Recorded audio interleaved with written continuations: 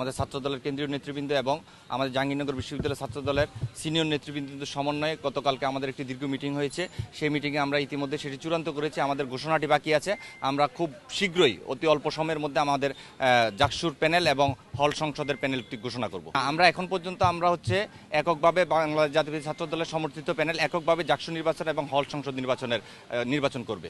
না, আমরা এটিকে ইতিবাচক হিসেবে দেখছি। আমরা মনে করি সেনাবাহিনী হচ্ছে মানুষের জন্য, বাংলাদেশের সারা দেশের মানুষ এবং শিক্ষার্থীদের একটি আস্থার জায়গা।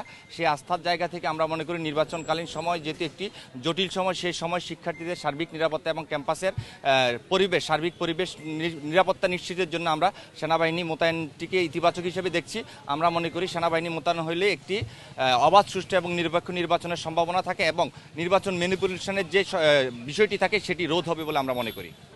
আমরা ইতিমধ্যে আমাদের যে সম্ভাব্য পিজিএস এবং সম্ভাব্য যে প্রার্থীগুলো আছে, জাকসুর প্যানেল যে 25টি পদ রয়েছে, সে পদে আমরা একাধিক প্রার্থীকে ফর্ম উঠানোর জন্য এবং উইথড্র ফর্ম তোলা, একই সাথে উইথড্র ফর্ম জমা দেওয়ার জন্য আমাদের দল থেকে, পার্টি থেকে নির্দেশনা দেওয়া হয়েছে। ছাত্রদল থেকে আমরা যেটি করব, শেষ মুহূর্তে আমরা যে চূড়ান্ত যে প্যানেলটি নির্বাচিত করব সেটি রেখে বাকি সবার ফর্মগুলো আমরা উইথড্র করে নিব। আমাদের ইতিমধ্যে প্রায় জাকসু কেন্দ্রীয় সংসদে প্রায় আমাদের 50-এর অধিক প্রার্থী রয়েছে। একই পদে একাধিক প্রার্থী রয়েছে আমাদের, এবং আমাদের হল সংসদগুলোতে একই পদে একাধিক প্রার্থী রয়েছে। আমরা সবাইকে বলেছি, আমরা ইতিমধ্যে প্রায় আমাদের 150-র মতো প্রার্থী আছে হল সংসদ এবং জাকসুর প্যানেলে। আমাদের 150-র মতো সম্ভাব্য প্রার্থী আছে। আমরা সবাইকে ফর্ম জমা, একই সাথে উইথড্রয়াল ফর্ম, যেটি প্রত্যাহার ফর্মটি আমাদের জমা দেওয়ার জন্য আমাদের দল থেকে নির্দেশনা দিয়েছি আমরা। না, আমরা এখন পর্যন্ত নির্বাচনকে নিয়ে কোনো আশঙ্কা দেখছি না। আমরা মনে করি বিশ্ববিদ্যালয় প্রশাসন এখন পর্যন্ত সার্বিক নিরাপত্তার বিষয়ে যেটি নিরাপত্তা ব্যবস্থা গ্রহণ করেছে সেটিতে আমরা সন্তুষ্ট। তবে বিশ্ববিদ্যালয় প্রশাসনকে বহিরাগতদের প্রবেশ বিষয়টি এবং বিশ্ববিদ্যালয় প্রশাসনের আশেপাশে যে ছাত্রলীগ রয়েছে তাদের বিষয়টিকে একটু গুরুত্ব সহকারে নিতে হবে বলে আমরা মনে করি।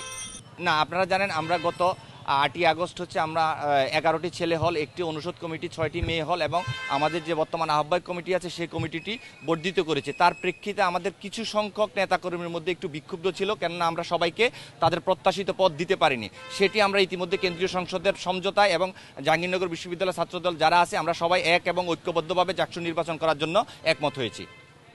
আমাদের মেসেজ হচ্ছে, আমরা গত 5ই আগস্ট গণ অভ্যুত্থান পরবর্তী সময়ে জাহাঙ্গীরনগর বিশ্ববিদ্যালয় ছাত্রদল যখনই প্রবেশ করেছে তারপর থেকে আমরা চেষ্টা করেছি একটি নতুন ধারার রাজনীতি, জুলাই আগস্ট গণ অভ্যুত্থানের স্পিরিটকে ধারণ করে শিক্ষার্থী বান্ধব ক্যাম্পাস করার জন্য এবং পজিটিভ রাজনীতির ধারা বজায় রাখার জন্য আমরা কাজ করেছি।